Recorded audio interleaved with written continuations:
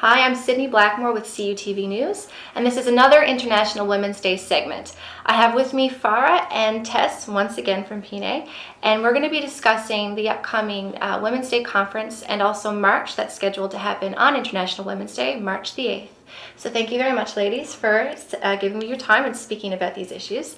So about the March, this year's theme is Women Take Back Democratic Space. What does this theme say, really?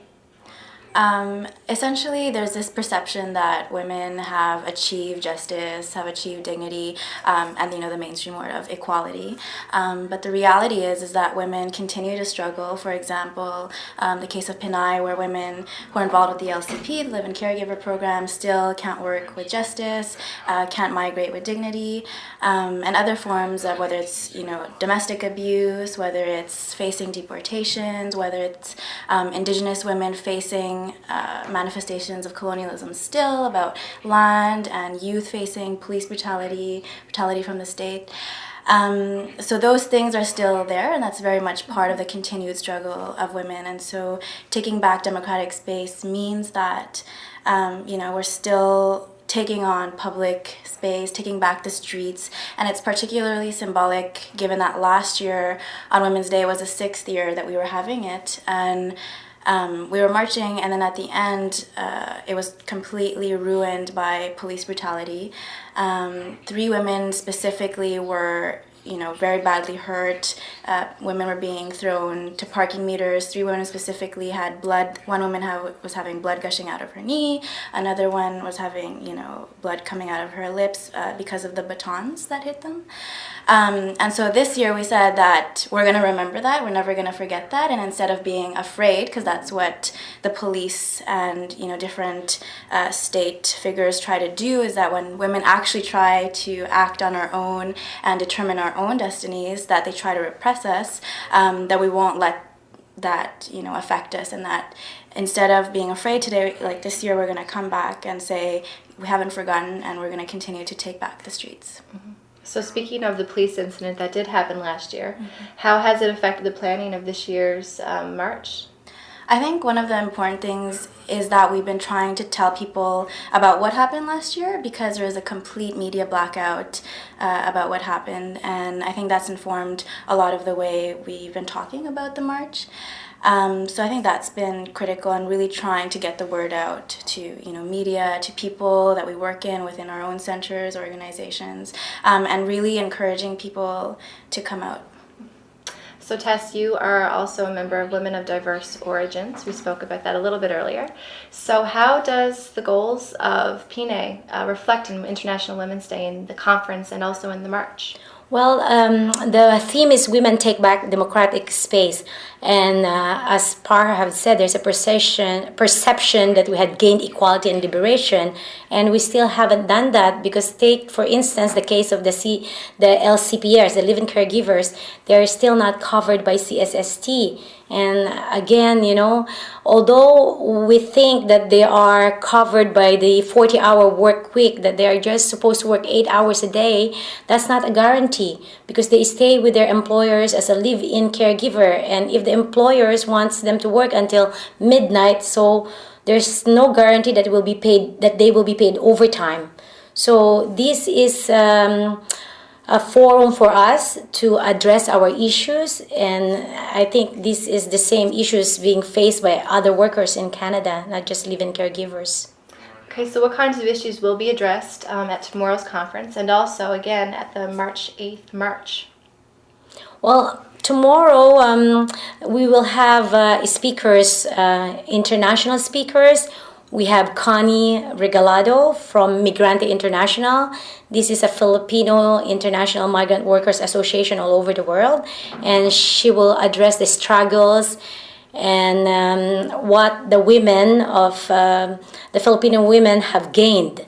And there's also the speaker from Mexico, Beatriz Lujan from Ciudad Juarez, and she will talk about the struggles of Mexican women across the border and within the border of USA, how they were mobilized and how they organized. And there's also an Iranian woman who was forced to leave Iran, and she's a filmmaker. So she will address the issues of the Iranian women. And again, the chairperson of PINAY, Delia, will address the campaign, how PINAY can be included with the CSST. And Farha will address the police brutality that, hoping that next week on March the 8th when we march, we'll be able to march on the street, not on the sidewalk. For the past 6 years, they want us to march on the sidewalk. And we keep going on the street. We said, this is our street, we want to march on the street. Don't make us go on the sidewalk. And hoping that no one will get hurt next week during the march. And also an important speaker, someone will be speaking from the Justice for Adil Coalition on security certificates. Recently, the new bill was passed through the Senate.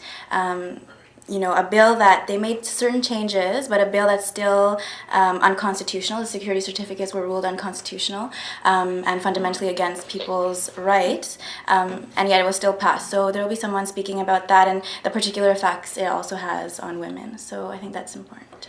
So both of you have a history with the march. Can you talk a little bit about your personal experiences with International Women's Day marches? Well, my first year was last year, and so my first experience was that of police brutality, unfortunately. But it was really, nice to, go to a demonstration that has been organized by women of diverse origins for 6 years in that time. And it was really inspiring to work with women who have founded different organizations, PINAY, the South Asian Women's Community Center that I'm a part of. So it's really inspiring. It was really nice. It's inspiring to see young people. We have students from McGill, students from Concordia, our members, and our groups. We always bring our children, like my daughter volunteered, and other young students volunteered, and they also went to the march. After the conference, we would always march on the street. But the bad experience we had is when they started calling our group, because before we used to put our name in the flyer, and our spokesperson Testa Salona, I think, received about 20 calls from the police asking what about this march and who's organizing it. So it's kind of like threatening, why do they call us from our house? So now we don't give out our home numbers. Yeah. And also, but it is very